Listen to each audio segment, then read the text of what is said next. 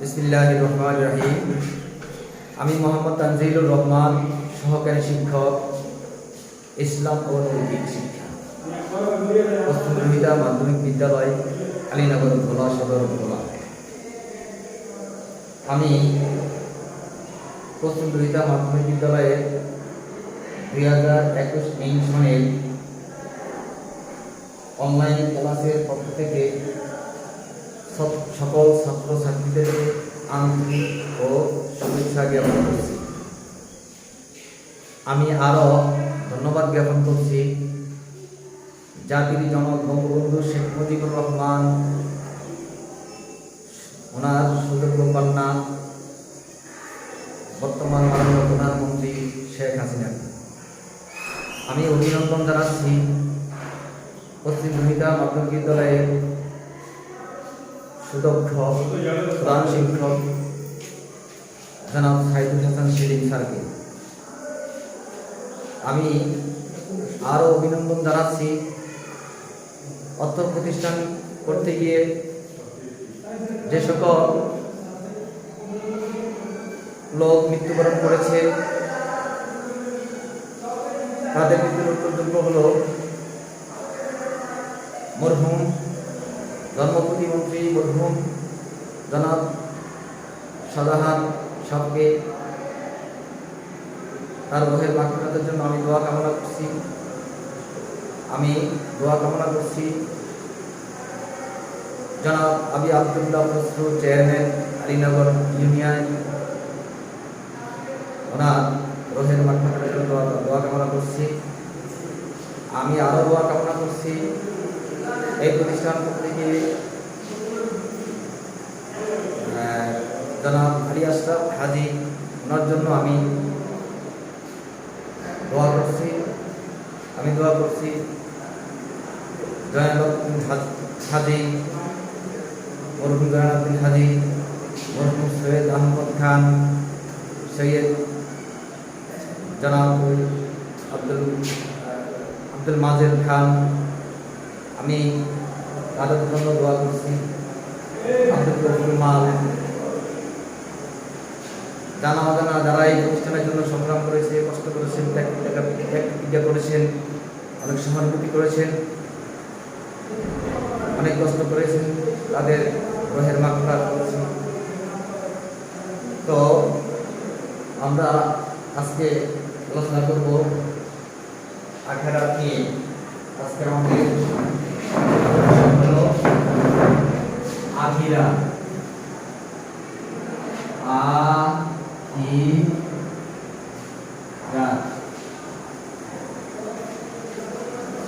আজকে আমাদের বিষয় হলো আখিরাত। আখিরাত কি? আখিরাত, আমরা যদি আখিরাত শব্দের অর্থ হলো পরকাল, অর্থাৎ মানুষ মৃত্যুর পরে যে কালটা শুরু হয় তাকে বলা হয় আখিরাত। আখিরাত কাকে বলে? মানুষ মারা গেছে, মৃত্যুর পরেই, কারণ দুনিয়ায় মানুষের একটা কাল আছে, দুনিয়ার দিনকে উৎকাল বলে, দুনিয়ার কালকে উৎকাল বলে, আর মৃত্যুর পরে যে কালটা আসে তাকে বলা হয় পরকাল। অর্থাৎ পরকালের জীবনকে বলা হয় আখিরাত। আখিরাত তো পরকাল হলো ইহকালের দুনিয়ার জীবনের পরের জীবন। দুনিয়ার জীবনে সমূহের শেষ জীবন নয়, বরং মানুষের জন্য আরো একটি জীবন রয়ে আছে। এই জীবনকে বলা হয় পরকালের জীবন। পরকালের জীবন অনাদি অনন্ত, যার কোনো শুরু আছে, কোনো শেষ নেই। আল্লাহ তাআলা পবিত্র কোরআনে বলছেন, ইন্নামা হাদিহিল হায়াতুদ দুনিয়া মাতাউন ওয়া ইন্নাল আখিরাতা হিয়া দারুল করার। অর্থাৎ দুনিয়ার জীবন অস্থায়ী, উপভোগ করার বস্তু নয়, বস্তু মাত্র, আর নিঃসন্দেহে আখিরাত হলো চিরস্থায়ী আবাস। সূরা আল-মুমিন আয়াত 40। এরপরে আমরা আলোচনা করব আখিরাতের বিশ্বাসের গুরুত্ব। আখিরাতে বিশ্বাস ইমানের মতো গুরুত্বপূর্ণ বিষয়। আখিরাত বিশ্বাস করা অপরিহার্য। আখিরাত বিশ্বাস করলে মানুষ ইবাদত, মানুষ ইমানদার হতে পারে না। আখিরাতকে যারা অবিশ্বাস করে তাদেরকে ঈমানদার বলা যাবে না। আল্লাহ তাআলা মুমিনদের গুণাবলী সম্পর্কে বলেছেন। আল্লাহ তাআলা পবিত্র কোরআনে বলেছেন ওয়াবিল আখিরাতি হুম ইউমিনুন, অর্থ তারাই মুত্তাকিন, আখিরাতের উপর দৃঢ় বিশ্বাস স্থাপন করে। সূরা আল-বাকারা আয়াত 4। আখিরাত হলো পরকাল, কবর, হাসর, মিজান, সিরাত, জান্নাত, জাহান্নাম ইত্যাদি। আখিরাত একটি পর্যায়। এই সবটি বিষয়ের প্রতি আমাদের ঈমান আনতে হবে, কোনটিকে অবিশ্বাস করা যাবে না। বলা হয়ে থাকে আদ-দুনিয়া ওয়া মাজরাতুল আখিরাহ, দুনিয়া হলো আখিরাতের শস্যক্ষেত্র, অর্থাৎ দুনিয়া হলো আমল করার স্থান, আখিরাত হলো ফল ভোগের স্থান। সেখানে মানুষ কোনো আমল করতে পারবে না, বরং দুনিয়ায় মানুষ যেরূপ আমল করেছে সেইরূপ ফল ভোগ করবে। কৃষক শস্য ক্ষেত্রে যেরূপ চাষাবাদ করে সেইরূপ ফল লাভ করে। জমিতে ধান লাগালে ফসল হিসাবে ধান পাওয়া যায়, আর কেউ যদি জমিতে কাঁটা গাছ রোপণ করে তবে সে শুধু কাঁটা গাছ কাটাই লাভ করবে। দুনিয়ার জীবন দুর্লভ, আর দুনিয়াতে যে ব্যক্তি ঈমান এনেছে ও সৎকর্ম করেছে সে আখিরাতের সম্মান ও মর্যাদা লাভ করবে। তার আবাসস্থল হবে চির শান্তির স্থান জান্নাত। অন্যদিকে যে ব্যক্তি ঈমান আনবে না এবং অন্যায় ও খারাপ কাজ করবে আখিরাতে সে শাস্তি ভোগ করবে। তার ঠিকানা হবে শাস্তির স্থান জাহান্নাম। সেই জাহান্নামের আগুন চিরকাল পুড়বে। আখিরাতে কোনো মানুষ মৃত্যুবরণ করবে না, বরং চিরকাল ধরে শান্তি অথবা শাস্তি ভোগ করবে। আখিরাতে বিশ্বাস করলে মানব জীবন সুন্দর হয়, মানুষ উত্তম চরিত্রবান হিসেবে গড়ে ওঠে। আখিরাত বিশ্বাস মানুষকে সব ধরনের খারাপ কাজ থেকে বিরত রাখে। এই বিশ্বাসের ফলে মানুষ অনুরূপ অন্যায়, অত্যাচার, দুর্নীতি, মিথ্যাচার, অশ্লীল কাজ করতে পারে না, বরং সে সর্বদা উত্তম নেক কাজে আগ্রহী হয়। আখিরাত শান্তির আশায় মানুষ দুনিয়াতে ভালো গুণাবলী অনুসরণ করে, ফলে মানুষ সমাজে শান্তি প্রতিষ্ঠিত হয়। অতএব আমরা আখিরাতের প্রতি দৃঢ় বিশ্বাস স্থাপন করব। আখিরাতের শান্তি ও সফলতা লাভের জন্য দুনিয়ায় ন্যায় আমল করব। আমাদের দুনিয়ার জীবন শান্তিময় হবে এবং পরকালে জান্নাত লাভ করবে। এরপরে আমরা আলোচনা করব সিরাত। সিরাত শব্দের অর্থ হলো পথ, রাস্তা, পুল, পদ্ধতি ইত্যাদি। ইসলামী পরিভাষায় সিরাত হলো জান্নাতের উপর স্থাপিত একটি পুল। এই পুল পার হয়ে জান্নাতীগণ জান্নাতে প্রবেশ করবে। আখিরাতের সকল মানুষকে এই পুলের উপর আরোহণ করতে হবে এবং তা অতিক্রম করে চলতে হবে। কিয়ামতের দিন আল্লাহ তাআলা সকল মানুষের কৃতকর্মের হিসাব দিবেন। আল্লাহ তাআলা কোরআনে বলেন ওয়ামাই ইয়ামাল মিসকালা যাররাতিন শাররান ইয়ারা ওয়ামাই ইয়ামাল মিসকালা যাররাতিন খায়রান ইয়ারা। যদি কোনো মানুষ সামান্য পরিমাণ যদি নেক করে থাকে সেটা হিসাব পাবে, আর যদি সামান্য পরিমাণ যদি অন্যায় করে থাকে সেটার হিসাব পাবে। তাদের আমল অনুসারে সিরাত, কারো জন্য সিরাত হবে বিচার হবে, জান্নাতে প্রবেশ করবে, সিরাত অতিক্রম করে জান্নাতে প্রবেশ করবে। কেউ আবার জাহান্নামে যাবে। সিরাত তাদের আমল অনুসারে সিরাত নানা রকম হবে। কারো সিরাত হবে বিশাল ময়দানের মতো, আবার কারো নেককারদের জন্য হবে তাদের আমল অনুসারে সিরাত সুস্থ কম হবে। ইমানদারগণ নিজ নিজ আমল অনুযায়ী সিরাত অতিক্রম করবে। কেউ বিদ্যুতের গতিতে সিরাত পার হবে, কেউ ঝড়ের গতিতে পার হবে, কেউ ঘোড়ার গতিতে পার হবে, কেউ দূরতে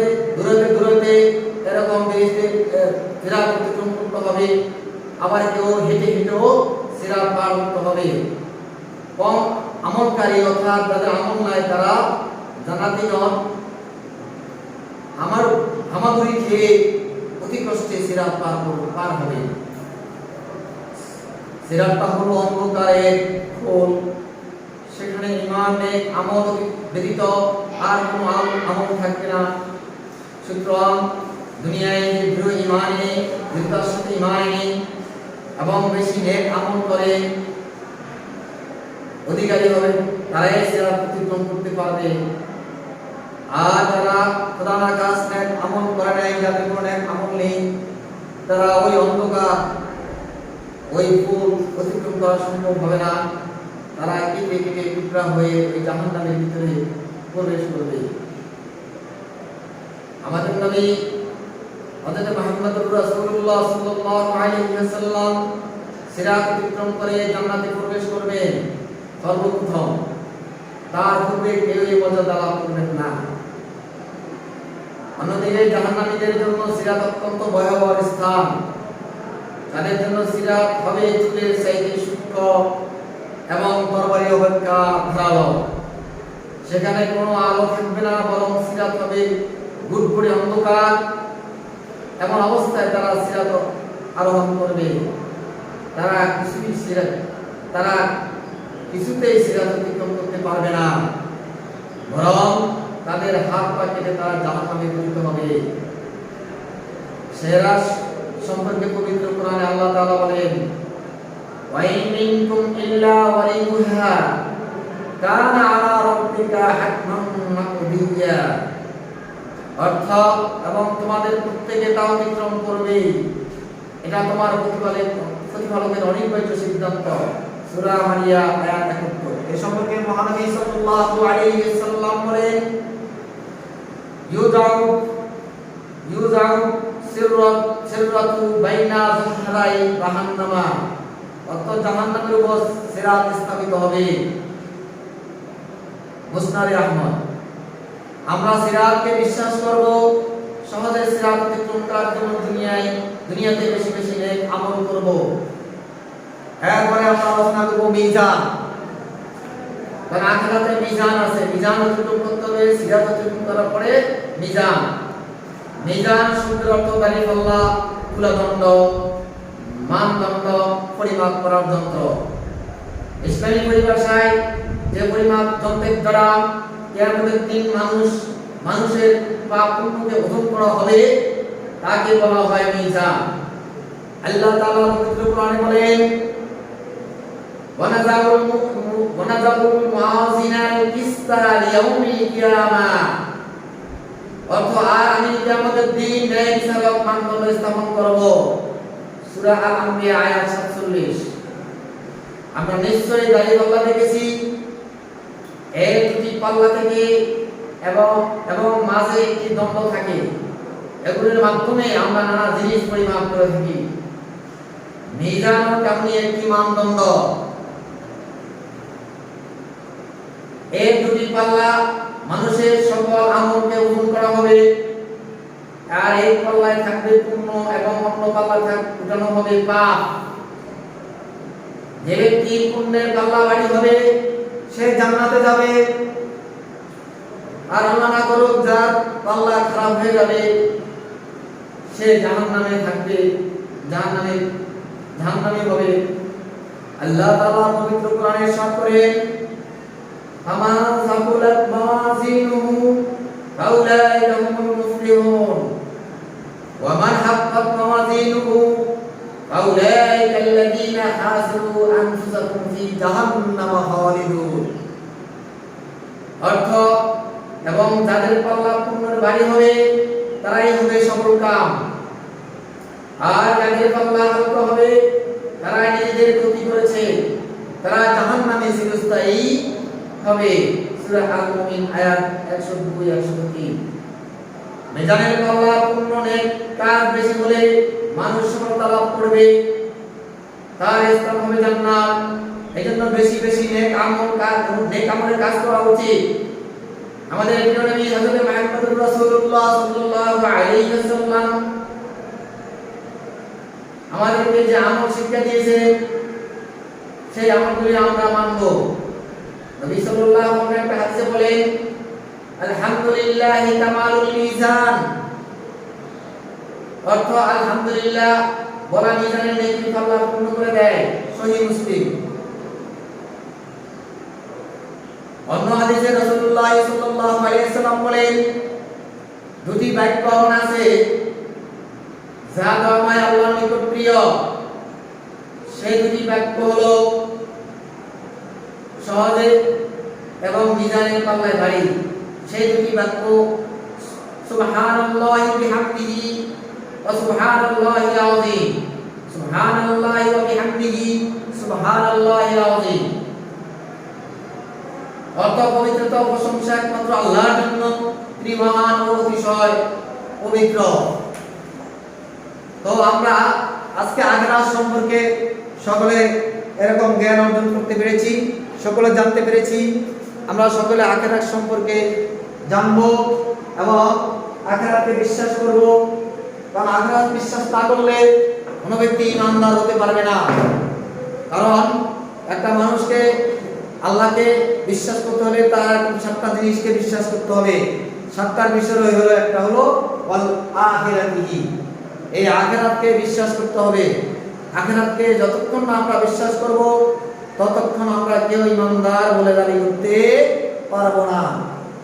এজন্য আখিরাতকে পুরোপুরি বিশ্বাস করতে হবে। কারণ প্রত্যেকটা মানুষেরই আখিরাত হয়ে যাবে, শুরু হবে। আমাদের একদিন না একদিন আমাদের আখিরাতে যেতেই হবে। আল্লাহ তাআলা বলেন, কুল্লু নাফসিন যায়িকাতুল মাউত, যে প্রত্যেকটা প্রাণীর মৃত্যুর স্বাদ গ্রহণ করতে হবে। মৃত্যুর স্বাদ গ্রহণ করার পরেই আমাদের এরকম আখিরাত শুরু হয়ে যাবে সর্বপ্রথম। এরপরে কবর, এরপরে হাসর, এরপরে মিজান। এই ধাপগুলি আমাদের অতিক্রম করে আমাদেরকে এরকম সামনের দিকে যেতে হবে। যে ব্যক্তি এই সমস্ত নেক আমল করে এরকম মৃত্যুবরণ করবে তার জন্য এই সমস্ত কাজগুলি অতি সহজ হবে এবং সে আল্লাহ পাক ওই ব্যক্তিকে জান্নাতে দিয়ে দেবে। আর আল্লাহ না করো আমরা যদি এই সমস্ত জিনিস প্রতি বিশ্বাস স্থাপন না করি তাহলে আমাদেরকে আল্লাহ পাক এরকম জাহান্নামে দিয়ে দেবে। নাউযুবিল্লাহ, জাহান্নামে দিয়ে দেবে। ওই জাহান্নামে আমার মতো মানুষ, পৃথিবীতে কোনো মানুষ এইটা বরদাস্ত করতে পারবে না। বিধায় আমরা এই আখিরাতকে বিশ্বাস স্থাপন করব। তো আমি তোমাদেরকে আখিরাতে কয়েকটা প্রশ্ন দেব, তোমরা বাসায় বসে লিখে আগামী দিন আমাদের কাছে দিবে অথবা অ্যাসাইনমেন্ট মাধ্যমে তোমরা লিখে দিবে। তো আমি তোমাদেরকে বাড়ির কাজ দেব। এখন তোমাদেরকে বাড়ির কাজ দেব। ভাই খেয়াল করো,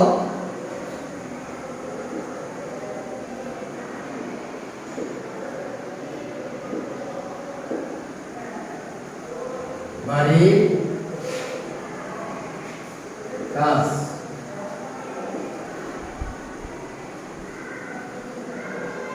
ক নম্বর,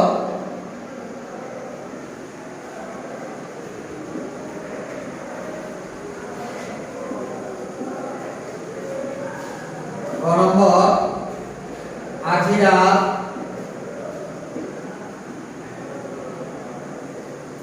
আখিরাত শব্দের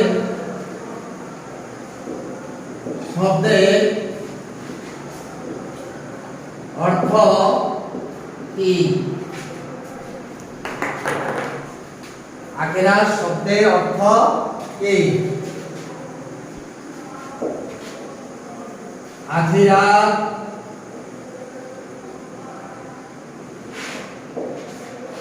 শব্দের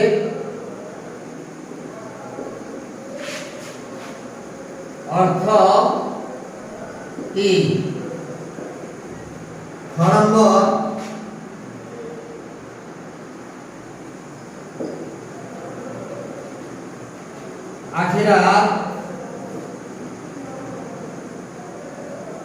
আখিরাত বলতে কি বুঝো?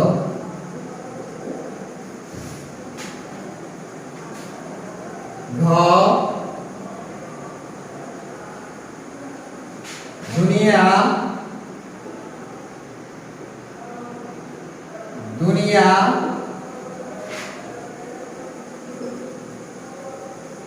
আখিরাতের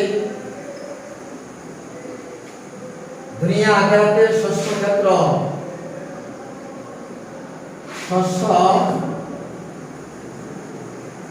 ক্ষেত্র বর্ণনা করো।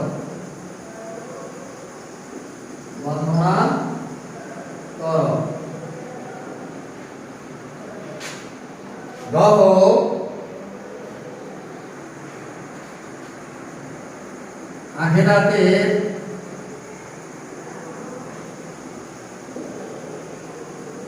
আখিরাতে গুরুত্ব ও তাৎপর্য ব্যাখ্যা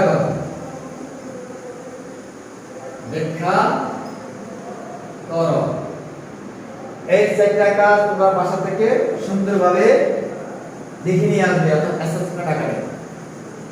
তো তোমরা আখিরাত সম্পর্কে সকলে বুঝেছো, এই আখিরাতে বিশ্বাস করবা। ওই সকলকে ধন্যবাদ জ্ঞাপন করে সকলের সুস্বাস্থ্য, ভালো থাকুক, আল্লাহ পাক করোনা থেকে আমাদের জন্য হেফাজত করে সকলের জন্য দোয়া করি। এই বলে আমি আমার সংক্ষিপ্ত ক্লাস আজকের মতো শেষ করছি। আল্লাহ হাফেজ।